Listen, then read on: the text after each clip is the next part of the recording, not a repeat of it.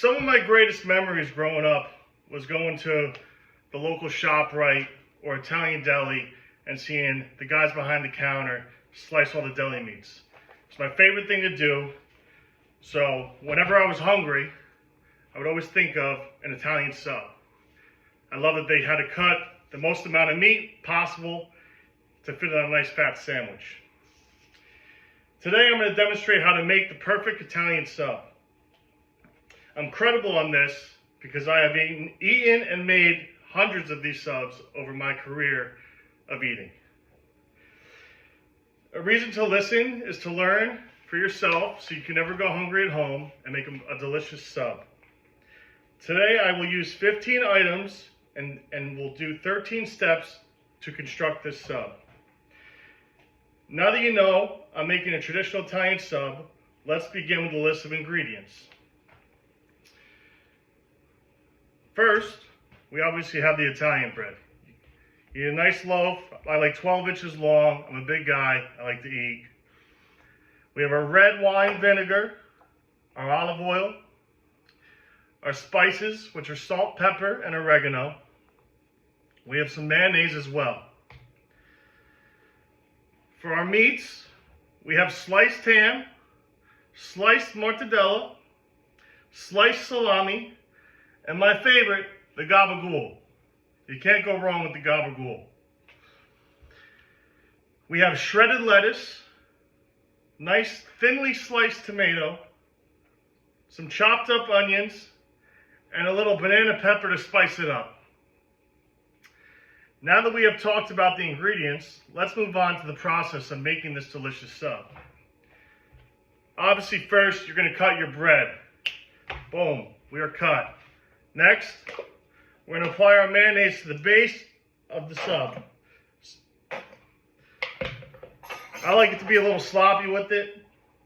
I know some people are very precise, but a good sloppy sandwich is always better to me. Next, we're going to start with a nice layer of ham on the bottom.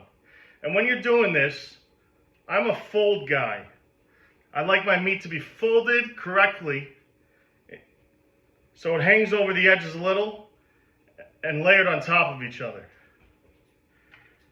After our ham, we move on to the mortadella. Again, we follow the process, folded, layered, and staggered. If you have a little extra, there's nothing wrong. We're just taking a little bite real quick. After our mortadella, we move on to the salami. You want a nice, thick layer of meat on the base of your sub. So it makes the perfect Italian sub. Lastly, for the meats, is the gabagool. Folded. And if anyone doesn't know what gabagool is, it's like a spiced ham, also known as capicola. But Italians, we call it gabagool. Now that you have your layers of meat, we move on with our cheese. Today we're using provolone. Stack it, layer it. We want to fatten that baby up. After our cheese, we take our shredded lettuce. We get a nice thick layer on here. Again, we're not being neat. We're just getting it all on there. We got a nice thick layer. After our lettuce, we move on to our thinly sliced tomato. We want to stagger and juice it up. After our tomato, we move on to our onion. Today we're using a white onion. I like to mix it up between white and red raw onion. It's always good, different flavors. And to spice this baby up, we got our spicy banana peppers. You can get these in a mild. I like to go for the hot ones though. Now, it's time for our spices. We got our salt, pepper, and oregano.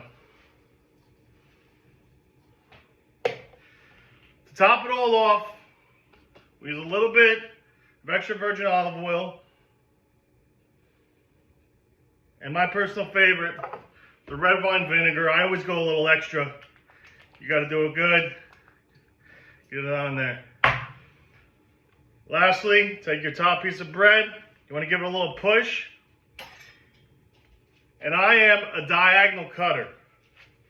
You want a nice diagonal cut. Open it up. Boom. Perfect Italian sub.